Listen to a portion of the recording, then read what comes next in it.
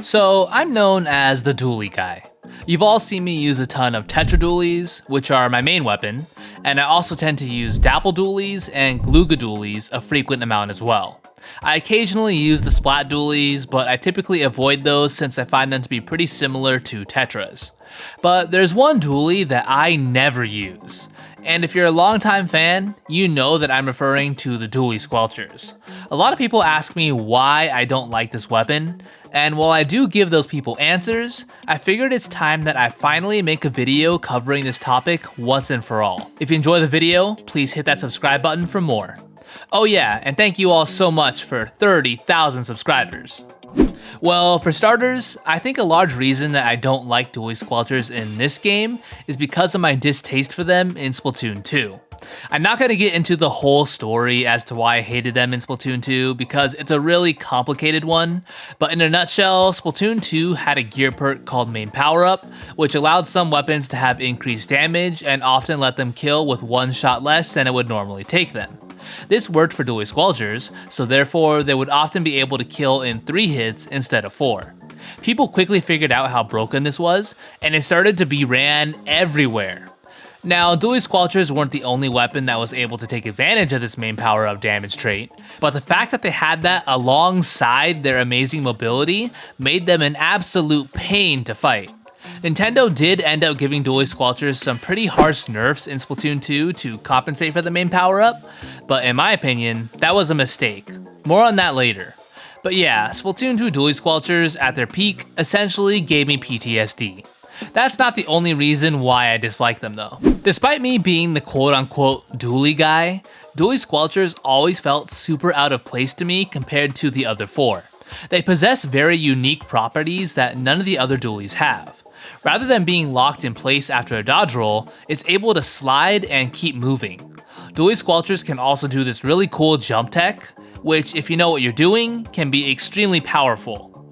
Plus, its fire rate doesn't increase in turret mode, so as a result, utilizing the weapon's turret mode just isn't very optimal. With all these unique traits, I got really turned off by dually squelchers because it felt like the least dually-ish dually, if that makes sense. The other 4 dualies all felt natural to me, but dually squelchers just never did. I remember back in the Splatoon 2 days, I heard some top players refer to the dually squelchers as a shooter that can dodge roll, and I still think that's true today.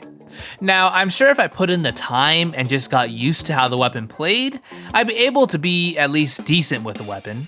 But again, I much preferred Glugas over dually squelchers, and I didn't really see a reason to bother learning both of them since they had similar range. Now, there's one big reason as to why I prefer Glugas over the dually squelchers: RNG. It's funny because Glugas are known to have bad RNG. In fact, I've even complained about it before in a previous video.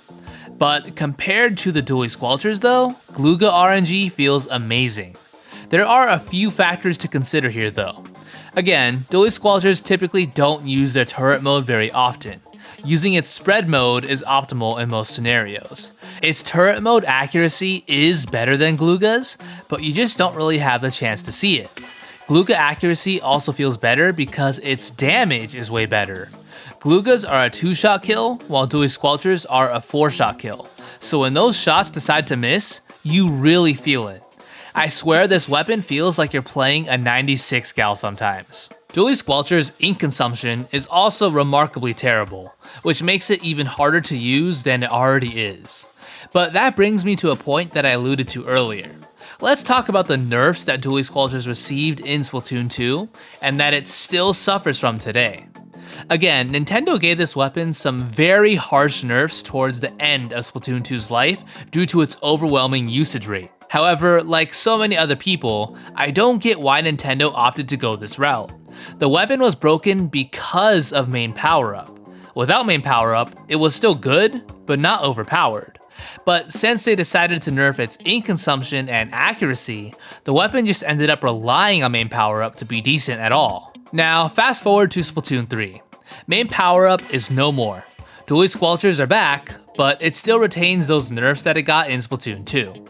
And for over a year now, those nerfs have not been reverted. And as you can probably guess, the weapon has never returned to its former glory. In fact, it's never really been above mid-tier in this game. There was a very short period of time where some Japanese players were trying to make the weapon work at a high level, but I think that only lasted like a month or two. It wasn't very long before people moved on. So to conclude, the reason why I dislike dueling squelchers is very complex. I guess you could say that I hated it in Splatoon 2 because of having to face it, but I hate it in Splatoon 3 because of how it feels to use. And in all honesty here, despite me not liking the weapon, I don't want it to suck. I'd like it to be a good weapon, just not an overpowered one. I wouldn't use it, but I know that there's other people who are really passionate and dedicated to the dueling squelchers, and they deserve some buffs. Nintendo should really undo all of those nerfs that they gave the weapon at the end of Splatoon 2, because main power-up doesn't exist anymore. There's really no reason for the weapon to be as hard to use as it is right now. But yeah guys, there you go. Those are the reasons as to why I'm not fond of dueling squelchers. I hope this answered any questions you might have. If you enjoyed, please hit that like button and subscribe if you haven't already. Next time, we'll be doing my special 30k sub Q&A, so I hope you all look forward to that. Thanks so much for watching, and I hope you all have a great day.